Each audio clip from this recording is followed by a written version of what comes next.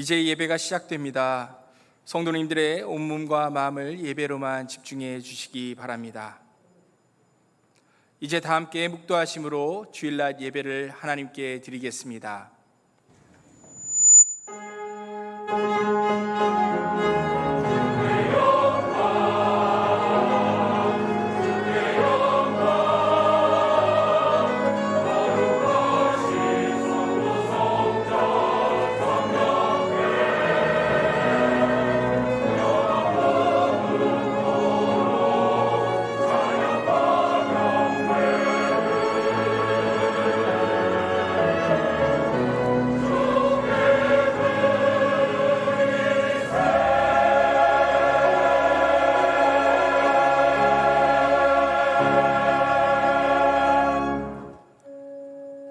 너희도 성령 안에서 하나님이 거하실 처소가 되기 위하여 그리스도 예수 안에서 함께 지어져 가느니라.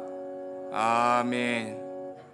하늘에 계신 우리 아버지여, 이름이 거룩히 여김을 받으시오며 나라에 임하옵시며 뜻이 하늘에서 이룬 것 같이 땅에서도 이루어지이다.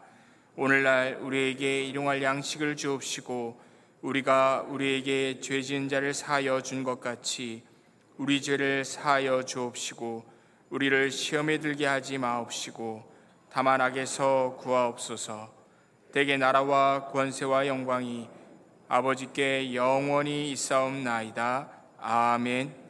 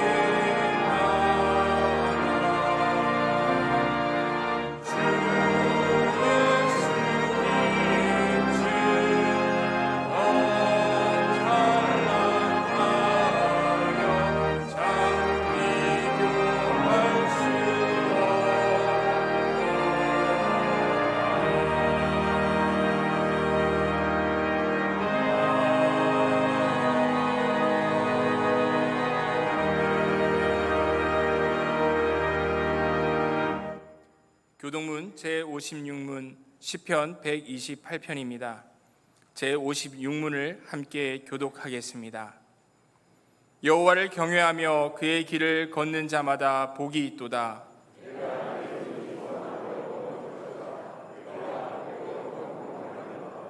내 집 안방에 있는 내 아내는 결실한 포도나무 같으며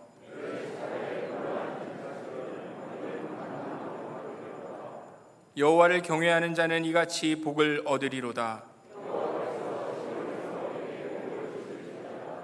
너는 평생에 예루살렘의 번영을 보며 내 자식의 자식을 볼지어다.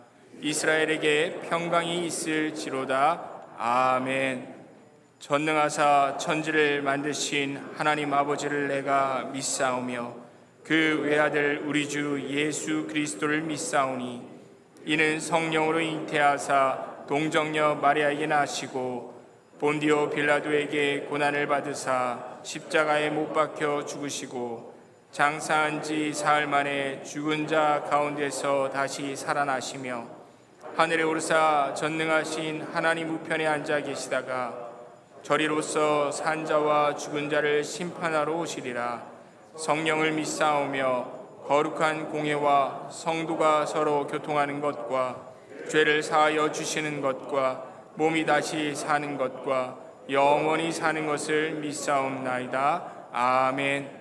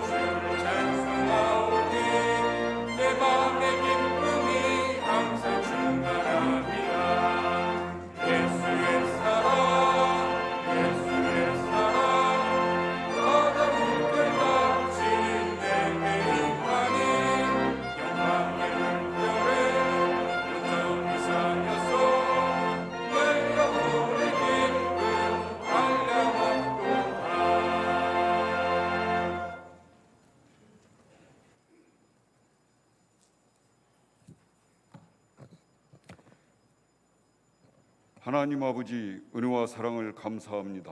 오늘 또 6월 마지막 주일을 허락하시고 저희들을 예배당으로 불러주셔서 이 시간 주님의 부활하심을 기뻐하며 영과 진리로 경배드리게 하시니 감사합니다. 지난 한 주간도 연약한 믿음으로 인하여 말씀대로 살지 못했음을 고백하오니 예수님의 십자가의 보혈로 씻어 주시고 용서하여 주옵소서.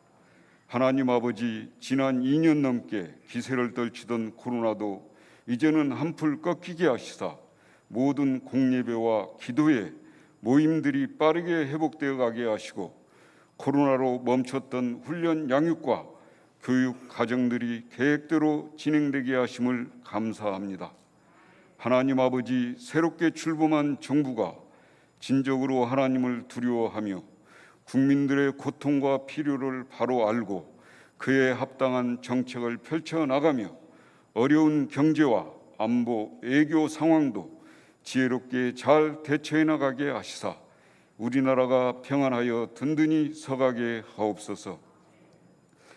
129년 동안 우리 승동교회와 함께하여 주신 하나님 아버지, 주님 오시는 그날까지 하나님 말씀과 뜻 가운데 굳건히 서서 영원 구원의 사명을 충성스럽게 감당하게 하옵시고, 교회에 새로이 등록하신 분들도 그리스도 예수 안에서 함께 잘 지어져 가며 교회 생활에 안착하게 하옵시고, 그간 코로나로 인해 하나님과 교회와의 관계가 소원해지고 육신적으로 연약해지고 경제적으로 힘들어진 성도님들을 긍휼히 여기시고 속히 회복되도록 은혜를 베풀어 주옵소서. 하나님 아버지, 8월 첫 주에 승동 기도원에서 있을 중고등부 연합 수련회와 전교인 수양회를 통해서 어머니 교회로서 섬김 사명을 능히 감당하며 자녀들이 하나님이 주시는 꿈을 꾸며 소망을 갖고 일어서는 계기가 되게 하시고, 승동의 가족들도 영적으로 재충전되는 시간이 되게 하옵소서. 최영태 담임 목사님을 늘 영육 강건과 성령 충만함으로 능력으로 붙들어 주시사 하나님께서 기뻐하시고 원하시는 목회 사명을 능히 이루어가게 하옵시고, 동역하시는 남녀 교육자님들에게도 같은 은혜를 허락하여 주옵소서. 선교사님들과 해외 개척교회, 국내 지원 미자립교회도 늘 때를 따라 돕는 은혜로 함께하여 주시사 구원받는 자의 수가 날로 더해지게 하옵소서. 하나님 아버지, 교회 주차장과 부속 건물이 교회의 미래를 바라보며 변화와 성장을 이루어갈 마땅한 장소에 때에 맞게 마련될 수 있도록 은혜를 베풀어 주옵소서. 담임 목사님께서 준비하신 말씀 선포하실 때 저희들의 홍과 영과 관절과 골수를 찔러 쪼개게 하시고, 저희들은 받은 말씀에 아멘으로 순종하며 살아가게 하옵소서. 임마누엘 찬양대가 온 정성을 다하여 드리는 찬양을 기쁘게 흠양하여 주시기를 원하옵고 감사를 드리며 예수님 이름으로 기도하옵나이다. 아멘.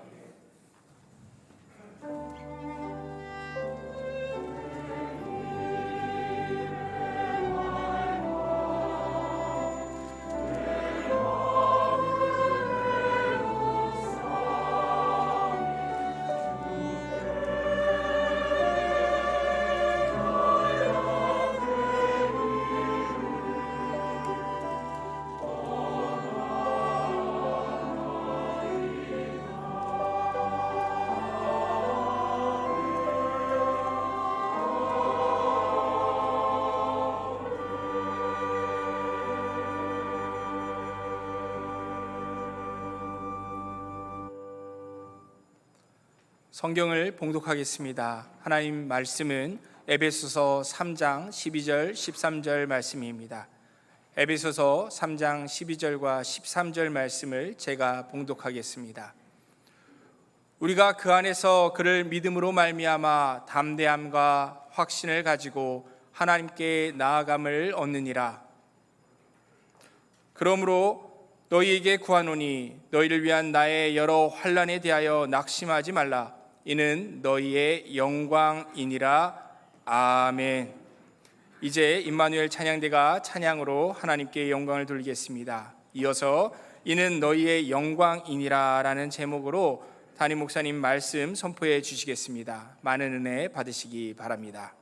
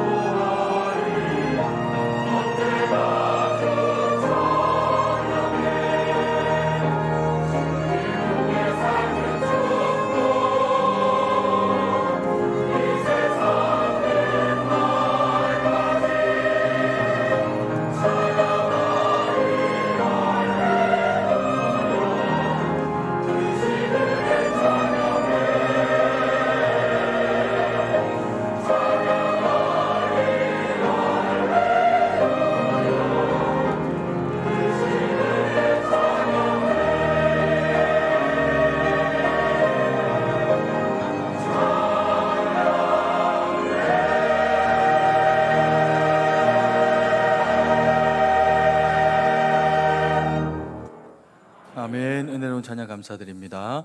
우리 좌우회분들하고 인사했으면 좋겠습니다. 복된 주일입니다. 이렇게 인사하겠습니다. 한 번 더 인사하겠습니다. 교회를 통해서 영광 돌립시다. 이렇게 인사하겠습니다. 네, 감사합니다. 에베소서를 보면 그 바울을 통해서 들려지는 주님의 몸된 교회에 대한 이야기, 그리고 또 성도에 대한 이야기를 보면 얼마나 영광스러운 이야기들이 그 가운데 펼쳐지고 있는지 모릅니다.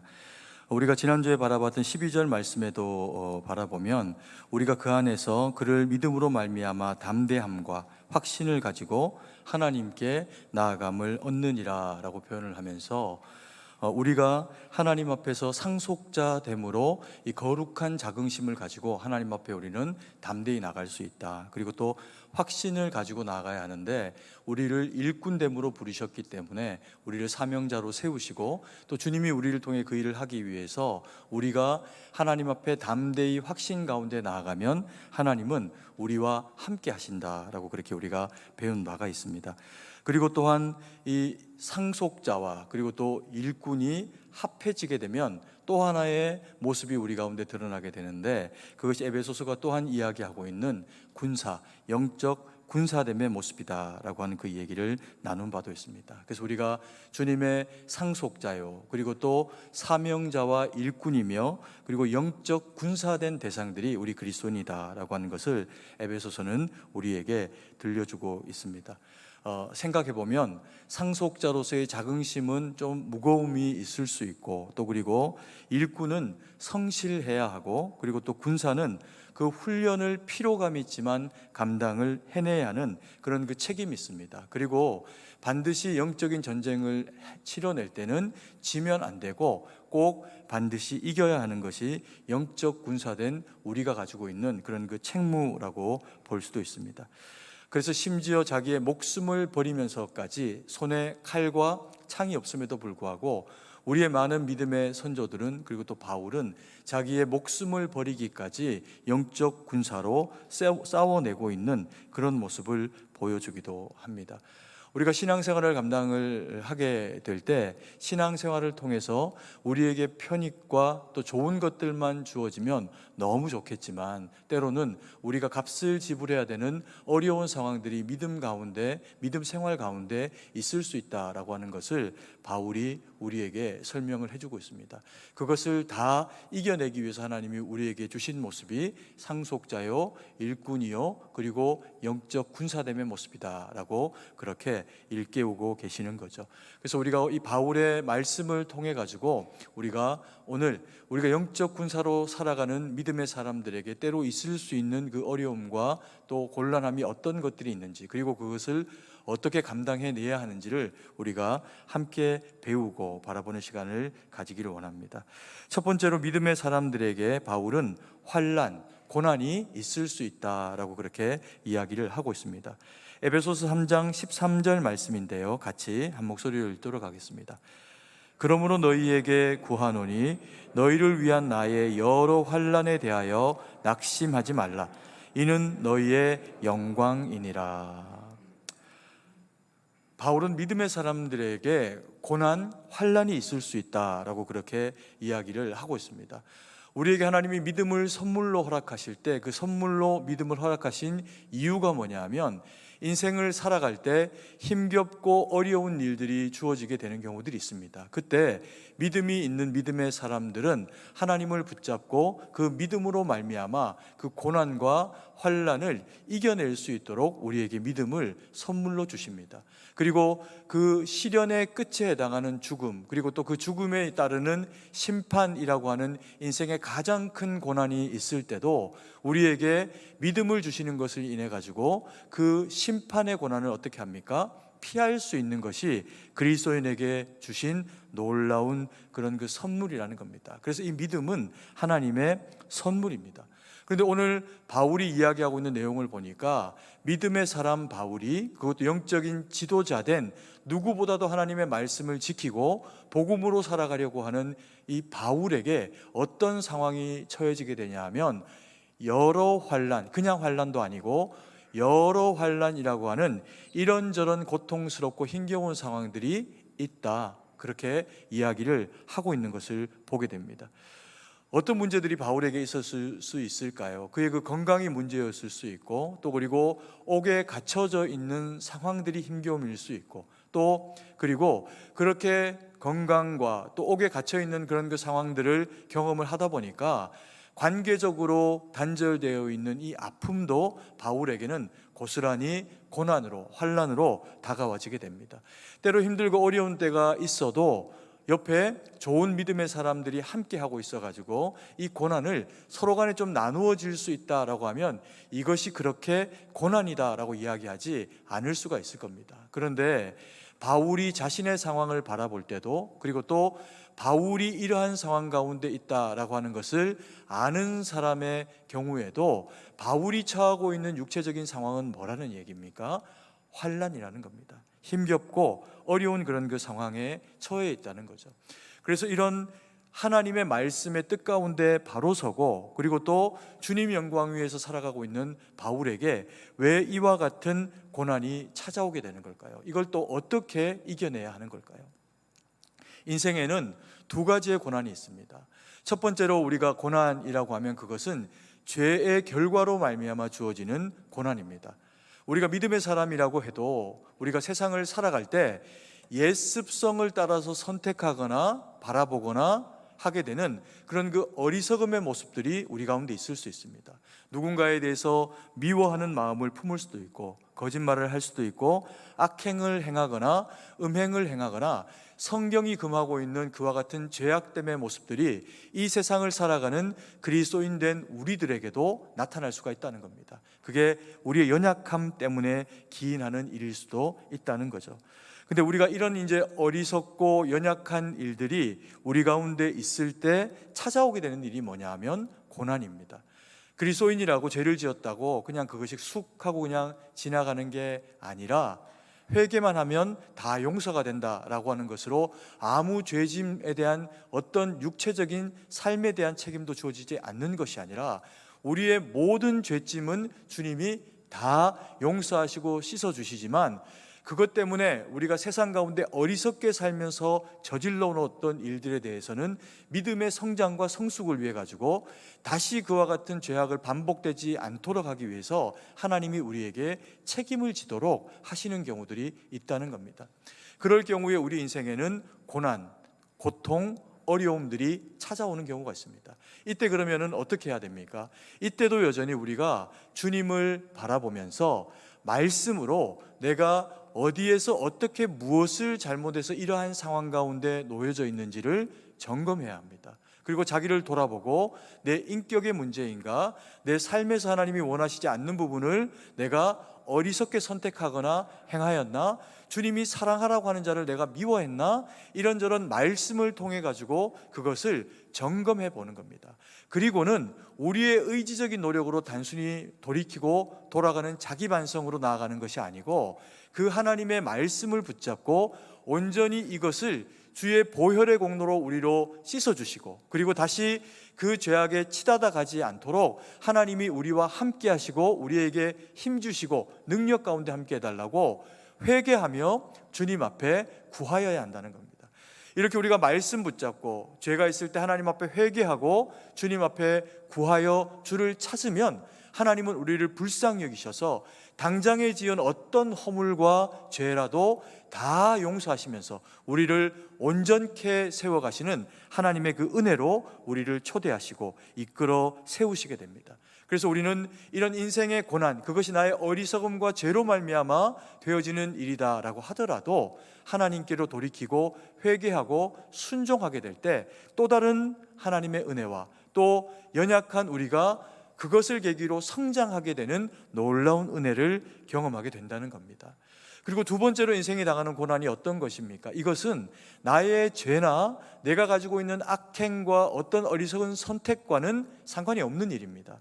오히려 우리가 하나님의 말씀과 뜻 가운데 바로 서가지고 주님께 영광 돌리기 위해서 의로움으로 서 있었더니 내게 고난이 찾아오는 겁니다.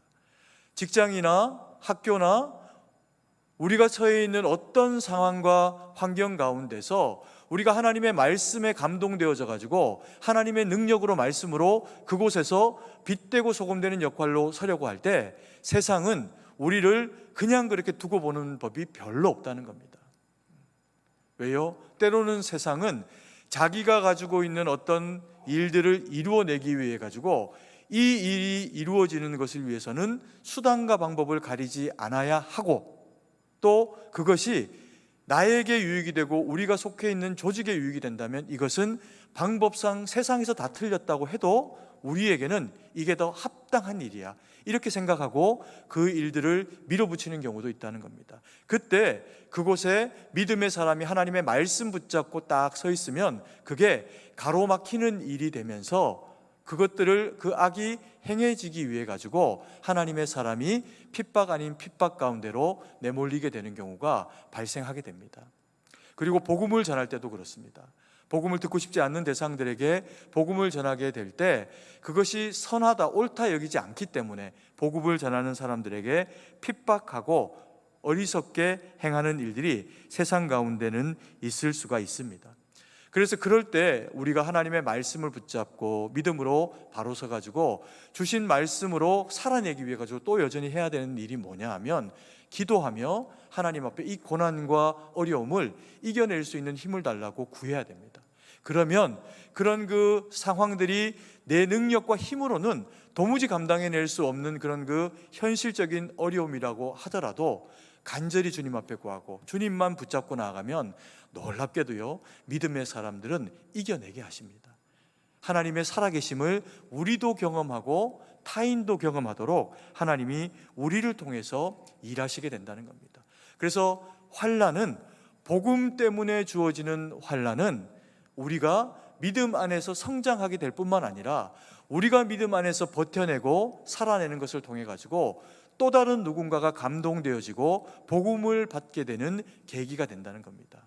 그래서 때로 우리가 어리석음으로 주어진 환난이어도 회개하고 말씀 붙잡고 돌이켜야 하고, 또 우리가 믿음의 반석에 바로 서가지고 의로 행하기를 주님이 원하셔서 말씀 주시고 은혜 주실 때도 그 말씀을 받고 악하고 어리석은 세상 가운데서 빛되고 소금됨으로 살아가게 되면 하나님은 그 어둠이 하나님이 우리 가운데 뿜어주시는 그 빛으로 인해 가지고 이기게 하시는 능력으로 우리 가운데 역사하시게 된다는 겁니다. 그러면서 이 환난은, 그래서 그 환난을 좋아하는 사람은 없습니다. 그러나 이 환난을 하나님의 말씀과 뜻 가운데 잘 이겨내고 그리고 잘 살아내라 라고 요청을 하면서 바울이 두 번째로 요청하는 것이 있습니다. 그게 뭐냐면 성도여 환난에 낙심치 말라라고 하는 이야기입니다. 13절 말씀을 같이 한번 읽도록 하겠습니다. 그러므로 너희에게 구하노니 너희를 위한 나의 여러 환난에 대하여 낙심하지 말라. 이는 너희의 영광이니라. 낙심하지 말아라. 환난이 있으면 당연히 낙심하고 싶은 것이 사람이 처하고 있는 그런 그 마음입니다. 그런데 마귀는 사람을 어떻게 하면 낙심시키고 넘어뜨리는지를 너무 잘 알고 있는데 환난을 주면 넘어집니다. 의로움으로 바로 서서 하나님의 말씀 붙잡고 세상 가운데 주의 뜻 가운데 서려고 했는데 환난이 다가오면 얼마나 이게 낙심이 됩니까? 그래서 바울은 뭐라고 이야기하냐면 너희가 하나님의 말씀과 뜻 가운데 주의 뜻을 따라 기도하며 서 있다면 낙심하지 말아라. 왜요? 하나님이 하실 일이 있기 때문에 그렇습니다. 그리고 또 바울은 왜 낙심하지 말아라 라고 이야기를 하냐면 에베소 교인들을 향해서 이야기하고 있는 이 환난은 지금 에베소 교인들에게 처해져 있는 환난이 아니고 누가 당하고 있는 환난입니까? 여러 환난이라고 표현하면서 바울 자신이 겪고 있는 지도자의 환난입니다. 그래서 우리가 교회를 바라볼 때 마귀는 어떻게 하면 교회를 쉽게 넘어뜨리고 성도가 무너지게 하는지 정확하게 알고 있습니다. 누구를 건들면 될까요? 지도자를 넘어뜨리면 됩니다. 지도자로 하여금 여러 가지 어려움과 곤란함 가운데서 지도자가 낙심하면 백성들은, 성도님들은 다 낙심하기 너무 좋은 환경 가운데로 내몰리게 됩니다. 나라의 지도자가 백성들을 돌보지 않고 그가 악하고 어리석게 행동한다면 백성들 전체가 어떻게 될까요? 낙심하고 이 나라의 국민인 것에 대한 자긍심이 사라지게 됩니다. 그래서 지도자는 어떤 경우에도 백성들이 하나 되게 하고 서로 바라보게 하고 좀 부족한 영역이 있어도 서로가 서로에게 위로가 되어지도록 도와야 하는 것이 지도자가 가지고 있는, 그게 나라이든 교회이든 회사이든 어디이든 지도자라면 가져야 되는 그런 그 심상이요 역할이기도 합니다. 마귀는 어떻게 하면 교회를 단번에 넘어뜨릴 수 있나, 많은 사람들이 한 번에 상처받게 할 수 있나? 그건 쉽습니다. 목사를 흔들고, 장로님들을 흔들고, 권사님들, 집사님들, 교회의 중직들을 흔들어 가지고 하나님의 말씀에 바로 서 있지 못하게 하고 어리석은 선택을 하게 하고 서로 미워하게 하고 싸우게 만들면 교회는 쉽게 금방 무너집니다. 아무리 몇천 명이 되고 아무리 믿음의 역량이 뛰어나지는 것은 쉽지 않은 일이어도 그것이 무너지는 것은 한순간일 수 있는데, 그 한순간에 무너지는 방식이 뭐냐면 지도자를 흔드는 겁니다. 그래서 성도님들은 교회를 생각할 때 저와 또 우리 교회 중직들이 더 헌신하며 욕심 없이 사랑으로 섬겨낼 수 있도록 저희를 위해서 꼭 기도해 주셔야 됩니다. 이스라엘 백성들이 가나안을 향해서 애굽을 나와가지고 광야를 거치고 이제 요단만 건너면 가나안으로 들어갑니다. 근데 모세도 사라졌고 여호수아의 마음 가운데는 내가 이 백성을 이끌고 어떻게 전투를 감당해낼까에 대한 두려움이 찾아옵니다. 심지어는 40년 전에 그 가운데 딱 두 사람 유일하게 믿음으로 우리에게 주신 땅이다 고백했던 여호수아조차도 자기에게 현실이 되니까 두려운 마음이 찾아옵니다. 그때 하나님이 뭐라고 이야기하십니까? 담대해라, 좌로나 우로나 치우치지 말아라. 내가 모세를 통해서 너에게 이스라엘 백성들에게 주었던 말씀을 떠올려라. 그리고 좌로 우로 치우치지 말고 그 말씀 가운데 거하라. 그러면 형통하게 하마. 이 말씀을 여호수아에게 하시니까 여호수아가 이 말씀을 붙잡습니다. 그리고 지도자가 하나님의 말씀과 뜻 가운데 동의가 되어지니까 그가 백성들을 찾아가서 텐트마다 두드리고 하나님이 우리와 함께 하신다. 일어나라. 우리가 요단을 건너가자. 이스라엘 백성들을 북돋우고 백성들 마음이 하나가 되어져 가지고 거룩한 영적인 전쟁을 힘있게 치루어내는 과정 가운데로 나아가게 됩니다.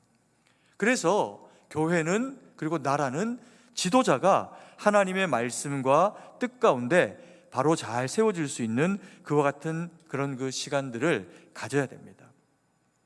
여러분, 바울이 왜 이 고난 가운데서 성도로 하여금 낙심하지 말아라 라고 이야기를 하고 있을까요? 이것은 바울이 대표자로서, 에베소의 성도들의 대표자로서, 주님이 보내신 일꾼과 사명자로서 복음 때문에 고초를 당하니 영적 전쟁 가운데 있는 일이다. 그래서 그가 어떤 상황과 어려움 가운데 있더라도 어떻게 하라는 겁니까? 나도 낙심하지 않고 있으니 너희도 무엇하지 마라? 낙심하지 말아라. 그렇게 이야기를 하고 있는 겁니다. 바울이 사실은 얼마나 낙심이 되겠습니까? 그는 잘못한 것이 없습니다. 몸이 연약함에도 불구하고 복음을 위해 살아왔고, 때로는 복음 때문에 퇴장을 당하고 돌에 맞음을 당하고 파선이 당하고 여러 가지의 힘겹고 어려운 일들을 당했지만 그는 여전히 복음을 붙잡고 그 복음을 전하기 위해 가지고 옥중에 매인 상황 가운데 있습니다. 근데 바울이 위로받아야 될 텐데 뭐라고 이야기를 하냐면, 에베소 성도들을 향해 가지고 너희가 나 때문에 낙심하지 말아라 이렇게 이야기합니다. 왜 그럴까요? 이 싸움은 비록 옥에 갇혀 있고 현실의 상황이 바울에게 힘겹고 어려움의 상황이라고 하더라도 바울은 알고 있습니다. 뭘요? 이기고 있다. 때로 성도가 삶 가운데서 어려움과 곤고함 가운데 내몰릴 수 있지만 그것이 우리가 특별히 죄악되고 어리석은 삶의 선택 때문에 그래서 주어지는 환경으로서의 고난이 아니라면, 하나님의 말씀 붙잡고 믿음으로 살아내고 복음을 전하고 악한 세상 가운데서 주님이 원하시는 빛과 소금의 역할로서의 그 의로 무장되어 영적 군사로 서 있으니 영적으로 화살과 영적으로 총칼이 빗발치게 그 가운데 서로 간에 피 튀기는 어려움 가운데 있어도 내가 주님의 말씀 붙잡고 영적 군사로 그 환난과 고난 가운데 있다면 바울은 정확하게 안 겁니다. 무엇을요? 이건 내가 싸우는 싸움이 아니다. 내 안에 계시는 주께서 싸우시는 싸움이다. 그래서 바울은 이것을 확신하고 에베소 성도들을 향해서 말합니다. 낙심하지 마라. 내가 너희들의 영적 지도자였으나 내가 이런 환난에 있다고 너희가 두려워하지 말아라. 그들이 고민에 빠졌을 수 있습니다. 바울을 어떡할까? 우리가 돕고 건질 수도 없는데, 심지어 때가 지나면 혹 바울이 당하고 있는 그 고난과 힘겨움이 우리에게 일어날 일이 되진 않을까? 바울이 에베소 성도들을 향해서 그래서 낙심하지 말아라 라고 그렇게 이야기를 하고 있는 겁니다. 왜 그럴까요? 믿음의 싸움은 의지로 하는 싸움이 아닙니다. 바울이 에베소 성도들을 향해서 낙심하지 말아라 라고 이야기를 한다고 의지로 바로 서라 이렇게 이야기하는 이야기가 아닙니다. 우리의 의지는 약합니다. 우리의 의지가 강할 때가 언제인 줄 아십니까? 내가 이길 수 있을 것으로 여겨지는 상대와 전쟁하고 싸울 때만 강해집니다. 나보다 조금만 더 힘이 세고 나보다 조금만 더 어려운 상황이 우리에게 엄습해 오면 우리의 의지는 작동하지 못합니다. 그러면 우리가 낙심하지 말아야 되는 믿음의 이 의지는 무엇을 통해서 가능할 거예요? 그게 믿음입니다. 믿음. 바울은 안 겁니다. 무엇을 알았을까요? 힘겹고 어렵고 때로는 복음을 전하다가 옥에 갇히고 매를 맞기도 하고 억울한 일을 당하기도 하고 그럼에도 불구하고 선한 일을 행하였다가 옥에 갇혔는데 그 억울한 심정을 뒤로하고 할 수 있는 것이 주님 앞에 찬양하며 기도하는 것밖에 없어서 하나님 앞에 울며 기도했을 때 옥문이 터지고 간수에게 복음이 전해지는 일이 일어납니다. 태장을 맞고 돌에 맞고 창문에서 달아내리움을 당하고 그 숱한 고난과 어려움을 경험했는데 시간이 지나니 바울이 거쳐간 그곳이 복음의 터전들이 되더라는 겁니다. 심지어 로마로 끌려가는 와중에도 복음을 띠고 의로운 죄인이 되어서 죄수가 되어서 끌려가니 폭풍우가 몰려옵니다. 배가 파선하고 간실히 살아남아가지고 육지에 건너와서 원주민들이 피워놓은 모닥불에 몸 좀 녹이고 있었더니 그 장작더미 가운데서 뱀이 나와서 손을 물어버립니다. 다 죽게 되었구나 생각했을 때 복음이 그를 살립니다. 그리고 그 모든 과정 광경들을 바라본 사람들이 바울을 통해서 이야기합니다. 하나님이 살아계시는구나. 그것이 성도가 세상 가운데 살아가면서 당하게 되는 고난이요, 그 고난은 성도가 복음을 위해서 거룩한 값을 지불하고 담당하는 믿음의 삶이라면 하나님이 믿음 주시면서 이겨내게 하신다는 겁니다. 그래서 이것은 고난은 의지로 이겨내는 것이 아니라 하나님이 주시는 믿음으로 이겨내는 거라는 거죠. 그래서 의지로 이기는 것은 우리가 이기는 겁니다. 그래서 이게 자칫하면 우리의 의로 이것을 이겨내는 것들이 반복적으로 이루어지다 보면 자꾸만 하나님이 주시지 않은 의가 내 어깨 위에 쌓여지게 되는 것을 경험하게 됩니다. 심지어 기도하고 이겨냈고 믿음으로 이겨냈다라고 생각을 했는데 그게 하나님 앞에 자기 의가 되어져 버리는 경우가 발생할 수도 있습니다. 대표적인 민족이 누구입니까? 유대인입니다. 하나님이 구별하셨고 의로 세우셨고 그들이 얼마나 의롭습니까? 그런데 하나님은 너희들의 제사에 내가 배불렀다, 제사를 받지 않으십니다. 또 대표자들이 누굽니까? 바리새인입니다. 하나님의 의로 무장되어 있어서 하나만 율법을 어겨도 그를 정죄시하고 자기들은 그것에서 자유롭다 생각하는 그와 같은 대상들이었는데, 하나님은 그들을 무엇라고 말씀하십니까? 세례 요한의 입술을 통해서 독사의 자식들이다 이야기합니다. 그 의는 우리의 의가 아닙니다. 하나님이 우리에게 주신 의는, 믿음으로 싸워내야 하는 의는 주님을 믿는 믿음으로 우리가 우리에게 주어져 있는 선한 싸움을 싸워내는 겁니다. 그러면 이 싸움은 이길 수밖에 없습니다. 왜 그런 줄 아십니까? 이 싸움은 우리가 이기는 싸움이 아니고요, 우리 안에 계시는 주님이 이기시는 싸움이기 때문에 그렇습니다. 주님이 이기셔야 됩니다. 남과 싸우고 타인과 싸워 이기려고 하면 대가를 지불해야 됩니다. 그런데 믿음으로 하나님과 말씀으로 우리를 쳐서 복종시키며 말씀으로 세상 가운데 부딪혀내면 우리의 모습은 연약하기 그지없는 한 사람에 불과한데, 하나님의 나라가 내 뒤에서 일을 하시고 주님이 우리의 보호자가 되시면서 믿음의 역사로 이겨내게 하십니다. 그리고는 오늘의 이 믿음이 내일을 살아가고 내일에 주어져 있는 이 믿음의 경험이 우리의 미래의 영적 성장이라고 하는 주님 안에서의 거룩을 우리 가운데 일깨우게 된다는 겁니다. 그래서 에베소서 6장 12절 말씀은 이렇게 이야기합니다. 같이 한 목소리로 한번 읽도록 하겠습니다.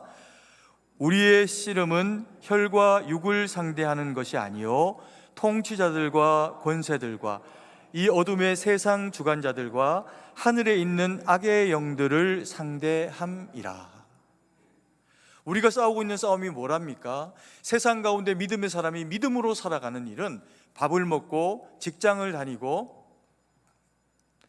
사업을 하고 행하는 그 모든 일들은 교회에서 예배드리는 일이 영적인 일인 것과 똑같이 주님이 우리에게 맡기신 영적인 일들입니다.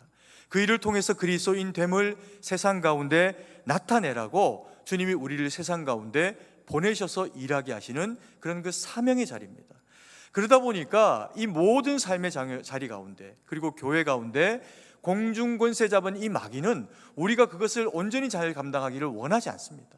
이렇게 흔들고 저렇게 흔들고, 나보다 더 직장에 높은 자리에 있는 사람이, 혹은 나보다 더 많은 권세를 가지고 있고 힘을 가지고 있는 기업인이 우리를 억누르기도 하고 힘겹게 만들기도 합니다.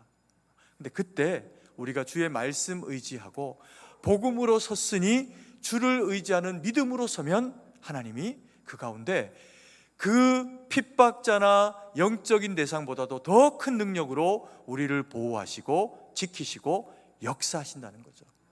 이 역사하심이 저 어리 성동교회 성도님들 가운데 넘치시기를 간절히 소망합니다. 그리고 바울은 이야기합니다. 너희가 환난 가운데 있니? 낙심하지 말아라. 이 환난을 하나님의 상속자됨으로, 일꾼됨으로, 영적 군사됨으로, 그래서 낙심하지 않고 이겨내면 너희에게 하나님이 주시는 것이 있다. 그게 뭔지 아니? 영광이다. 13절 말씀을 같이 한번 읽도록 하겠습니다. 그러므로 너희에게 구하노니 너희를 위한 나의 여러 환난에 대하여 낙심하지 말라. 이는 너희의 영광이니라. 바울은 이야기합니다. 자신이 복음 때문에 처하게 된 환난에 대해서 낙심하지 말아라 라고 이야기합니다. 왜요? 이것이 너희에게 영광이다. 왜 이것이 영광일까요? 바울이 포기하지 않고 버텨내며 증거하며 그렇게 살아낸 이 복음이 노마를 바꿉니다. 지구를 반바퀴 돌아서 대한민국에까지 전파가 됩니다. 그리고 저와 여러분들이 하나님의 거룩한 믿음의 상속자가 되고 사명자가 되고 영적 군사로 부름받은 일이 되도록 하나님이 역사하십니다. 이게 어떻게 영광이 아닙니까? 2002년도였나요? 대한민국의 월드컵이 개최됐습니다. 온 나라 백성들이 떠들썩하게 응원하고 축하하고 거리거리마다 놀라운 일들이 일어났습니다. 차 위에 사람들이 막 뛰고 차가 찌그러졌는데 고발하지도 않고. 그때 다른 어떤 경기보다도 제 그 머릿속에 그 장면들이 기억되는 한 그 국가와의 그런 이 시합이 있었습니다. 이탈리아전이었는데요. 제가 별로 축구를 사실 그렇게 막 많이 하는 것도 아니고 월드컵 때만 축구를 보는데, 그럼에도 불구하고 20년 전에 봤던 장면인데 그 사람의 얼굴과 그 사람의 이름까지도 기억하고 있는 사람이 있습니다. 이탈리아 사람입니다. 크리스찬 비에리라고 하는, 이름도 약간 비열한 그 느낌의 선수입니다. 이탈리아 공격수로 굉장히 유명한 그런 그 사람이었습니다. 팀이 승리하려면 나를 공격수로 써라, 뭐 이런 이야기도 이제 남긴 그런 그 사람입니다. 근데 그 사람이 축구 선수가 되기 전에 했던 일이 뭐냐면 권투 선수를 했던 적이 있답니다. 그러니까 얼마나 이게 싸움도 잘했던지 공중전을 해가지고 이제 점프를 해서 공을 받아내는 일을 하면 보통은 뛰어 올라가서 헤딩을 하거나 공을 맞고 그리고는 이제 그냥 이렇게 내려와야지 되는데, 이 사람은 항상 이렇게 내려오는 거예요. 이렇게 내려오면서 옆에 있는 한국 선수를 박살을 내는 겁니다. 그때 이제 같이 뛰었던 선수 중에 김태형 선수라고 하는 선수가 같이 뛰었다가 내려오는 비에리의 이 그 비열한 팔꿈치를 맞고 코뼈가 무너져 버렸습니다. 기억하실 겁니다.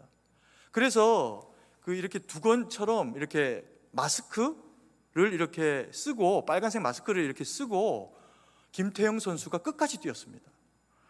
그만 그런 게 아니라 누구였더라? 최태형인가? 근데 그 선수는 최진철이다. 최태형은 저희 사촌 형님이구나. 최진철이라는 선수가 같이 뛰었다가 또 이제 이게 확 맞아가지고 여기 이마가 터져가지고, 그리고는 여기 이렇게 붙이고 붕대 머리 전체 감아가지고 그러고도 헤딩을 하더라고요. 그래서 그들을 우리가 뭐라고 불렀냐 하면 태극전사라고 불렀습니다. 군사죠, 군사. 이건 축구가 아니라 전쟁이었던 겁니다. 그리고는 그들이 몸을 아끼지 않고 대한민국을 대표해서 축군대 전쟁하듯이 목숨을 걸고 그 일들을 감당해줘서 대한민국이 역사상 유례없는, 앞으로도 그게 쉽지 않을 것 같은데 4강에 들어갔습니다. 그리고 우리나라 국민들 마음에는 별을 달아줬죠. 와, 이게 가능하구나. 이게. 그게 왜 기뻤을까요? 그들이 우리의 대표였기 때문입니다. 딱히 지도자는 아니라고 하더라도 그들이 나라를 대표해서 너무나도 절실하게, 처절하게 국민들을 위해서 뛰어줬기 때문입니다. 여러분, 우리에게 그 일들이 이를 때 그걸 바라보고 있는 우리가 영적 군사요, 사명자요, 그리고 일꾼이 되어져서 하나님이 허락하신 우리에게 준 이 값진 복음을 위해 가지고 세상 가운데서 분투하며 때로 거룩한 환난 가운데 들어가는 일이 있을지라도 그 일을 위해서 살아내면 하나님은 우리를 통해 영광 받으시고, 우리를 바라보는 누군가는 우리를 통해 복음을 받은 그 사람은 압니다. 뭘요? 하나님이 살아서 역사하고 계시다. 제가 어릴 때 믿음의 가정에서 자라지 못했기 때문에 친구의 전도를 통해 갖고 어릴 때 교회를 나왔습니다. 뭣도 모르고 이제 몇 년 이렇게 다니기도 하고, 그러다가 언제쯤인지 한 중학교 때 정도부터는 이제 영적인 철이 들면서 하나님이 제 마음 가운데 거룩한 부담을 주시고 예배에 나가기만 하면 은혜를 주시는 겁니다. 말씀을 주시고 은혜를 주시니까 부모님이 가지 마라 그러고 막 때리고 막 이렇게 하시는데도 그거보다 교회를 나와서 울면서 하나님 앞에 받는 은혜가 훨씬 더 큰 겁니다. 그래서 집에서 계속 욕을 먹으면서 복음 전하고, 그리고 학교에서 반반이 다니면서, 우리 반에만 아니라 반반이 다니면서 복음을 전했던 그런 그 기억이 있습니다. 얼마 전에 그때 만났던 친구랑 이제 저희 가족들이랑 같이 이제 만나는 잠깐 시간이 있어가지고 그 친구가 저는 잊어버리고 있었는데 우리 애들한테 그 얘기를 하는 겁니다. 니네 아빠가 학교에 아마 한 절반 정도는 복음 전하고 반반이 다니면서 그렇게 했을 거다. 뭐 사실 그만큼까지는 아니었을 텐데 그렇게 이야기를 하는 겁니다. 왜 그랬냐 하면 제 안에 설명할 수 없는 은혜가 있는 겁니다. 내가 뭐라고 나를 찾아오시고 나를 구원해 주신 하나님의 그 은혜가 매번 드리는 예배마다 다시 찾아오시는 겁니다. 그러니까 그 사랑을 고백하지 않을 수가 없는 겁니다. 어떤 날은 친구를요, 뭐 떡볶이 사 먹이고 막 이렇게 구슬러 가지고 어렵게 정말 하나를 차를 태워갖고 버스를 타고 교회로 지네 집까지 가고 데리고 오는데 얘가 중간에 마음이 변심한 겁니다. 아마 그래서 그랬던 것 같아요. 그래서 자기가 배가 아파서 도저히 못 가겠다는 겁니다. 그래서 제가 너무 다급해가지고 어쩔 수 없이 내가 기도해 줄게. 그래서 버스 안에서 배에다 손을 대고, 고등학생 때인데 기도해 줬습니다. 근데 얘가 미안했던지 아니면 진짜 배가 아팠다가 나았는지 괜찮아졌다는 거예요. 그래서 교회를 데리고 왔던 적이 있습니다. 그 은혜가 제 삶에서 그치질 않았습니다. 매번 예배를 드릴 때마다 은혜를 주시고, 군에 가서도 하나님이 군에서 드리는 그 예배 가운데도 은혜를 주시면서 거기서 계속해서 복음을 전하게 하는 겁니다. 근데 제가 속했던 그 중대가 이게 군기도 세고 복음을 믿는 사람을 너무 싫어하는 중대장이 이제 섬기고 있는 그런 부대여가지고, 예수 믿는다고 이야기하는 사람이 적어내는 사람은 한 140여 명 중에서 한 40명 정도가 나는 기독교다라고 적어내는데 교회를 가는 사람은 아무도 없는 겁니다.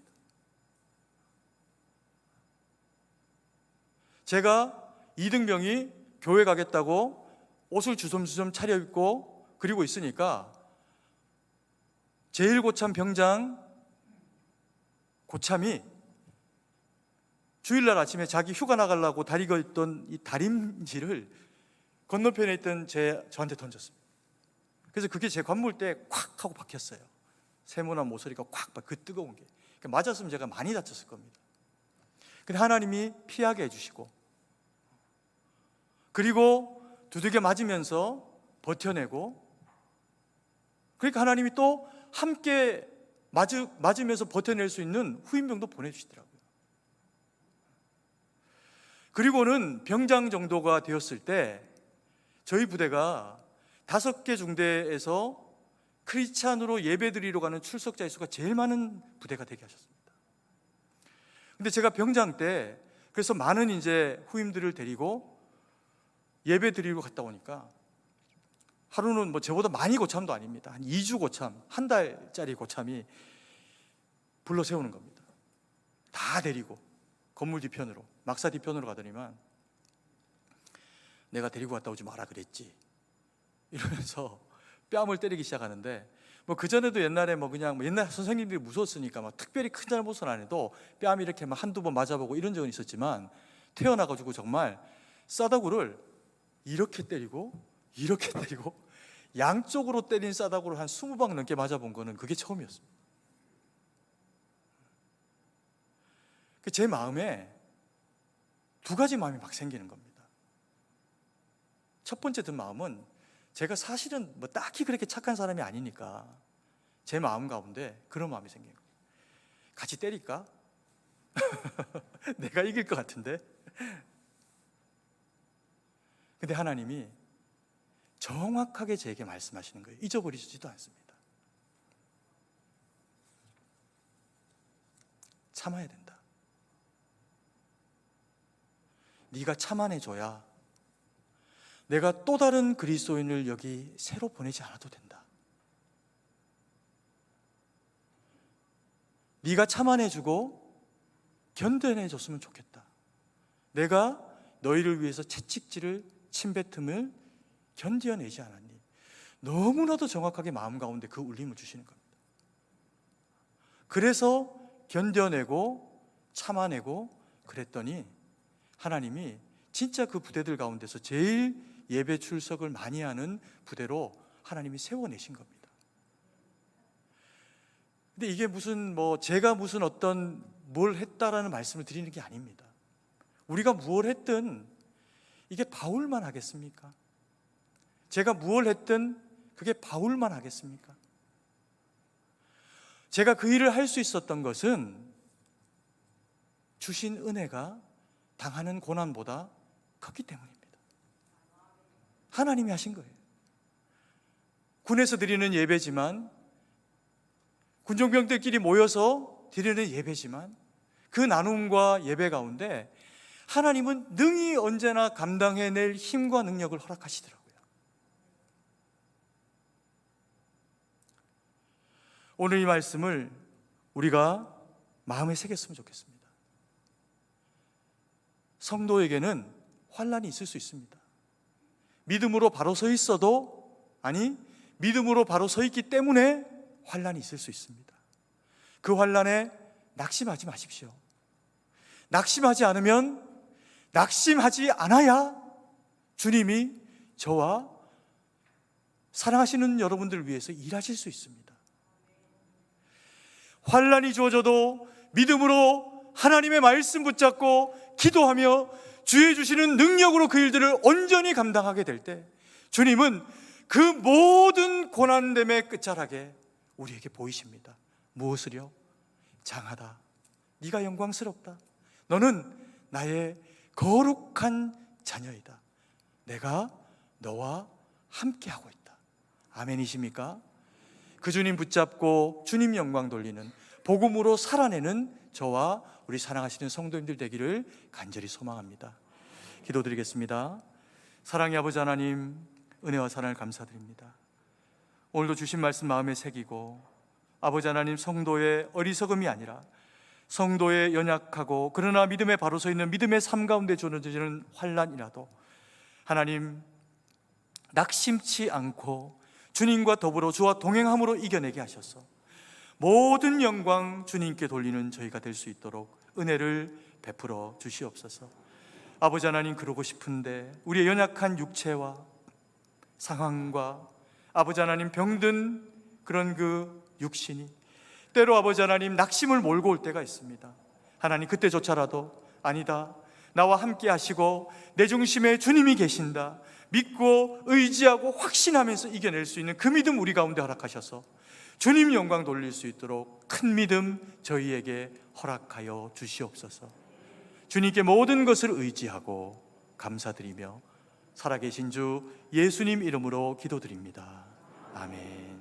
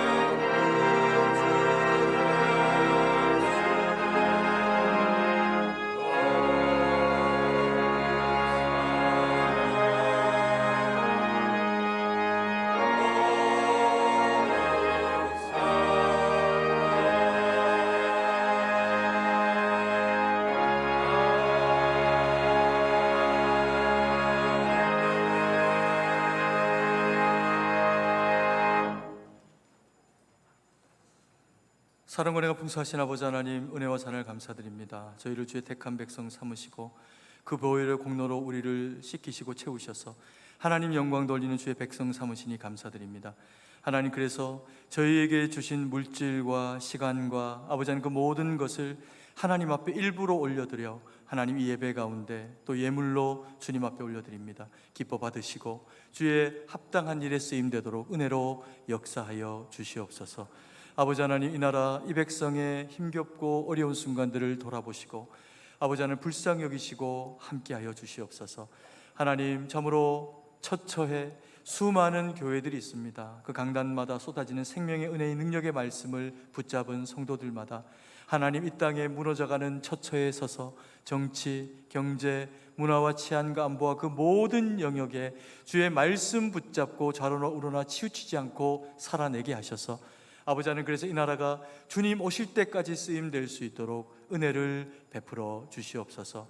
하나님, 우리 승동교회도 그와 같은 쓰임 되기를 원합니다. 우리의 자녀 세대, 우리의 청장년 세대, 우리의 부모님 세대가 기도하며 하나님의 말씀과 뜻 가운데 순종하며 주의 영광 가운데 살아갈 수 있도록 도우셔서 아버지 하나님, 주님이 들어 합당히 사용하시는 일꾼들이 우리 승동교회 가운데 때를 따라 언제나 넘쳐나도록 역사하여 주시옵소서.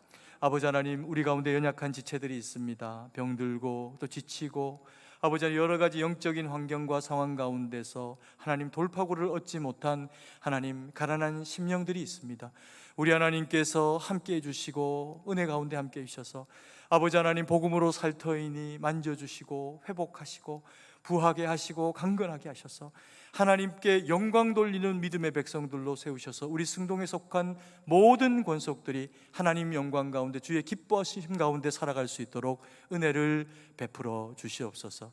하나님, 군으로 또 병실로 하나님 여러 가지 모양으로 이 자리에 나오지 못한 아버지 연약한 지체들이 있습니다.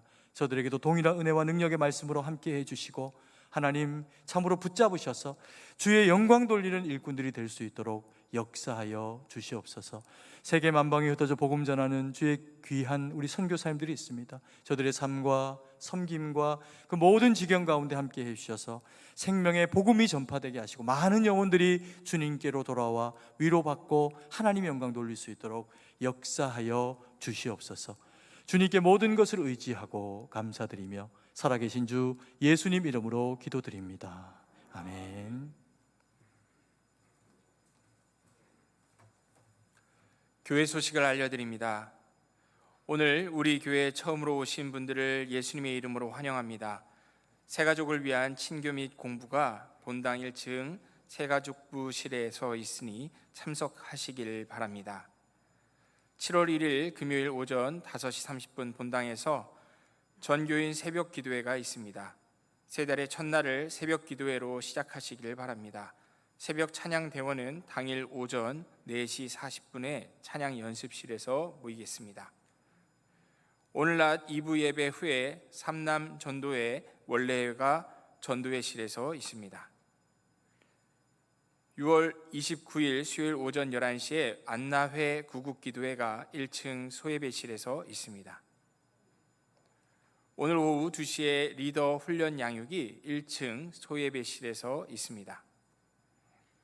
7월 3일 다음 주일은 맥주 감사 주일입니다. 우리에게 언제나 필요한 것을 공급하시는 하나님의 은혜에 감사하는 맥주 감사 헌금이 있으니 기쁨으로 참여해 주시기 바랍니다. 2부 예배 후에 교육위원회가 중고등부 교사실에서 있습니다. 위원들은 참석해 주시기 바랍니다. 오늘 오후 12시 40분에 장학위원회가 장년부 교사실에서 있습니다. 위원들은 참석해 주시기 바랍니다. 나머지 교회 소식은 주보를 참조해 주시기 바랍니다. 이제 다 함께 일어나서 찬송가 1장을 찬양하고 축도로 예배를 마치겠습니다.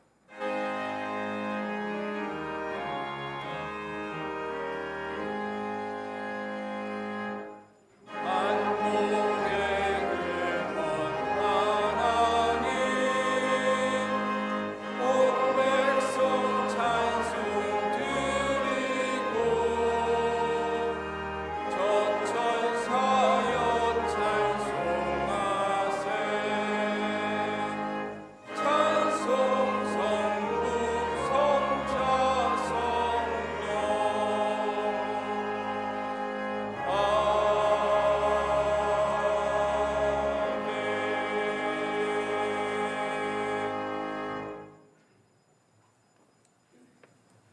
이제는 우리 구주 예수 그리스도의 구속하심과 성부 하나님의 사랑하심과 성령의 위로교통 충만하심의 은혜의 역사가 주님 앞에 주의 보혈의 공로로 말미암아 되어진 그리스도인의 거룩한 신분 가지고 상속자요 일꾼이요 영적 군사로 주님 앞에 헌신하며 오직 주의 영광 위에 서기로 다짐하며 결정하는 주의 거룩한 백성들 머리머리 위에 이제로부터 영원토록 함께 계실지어다. 아멘.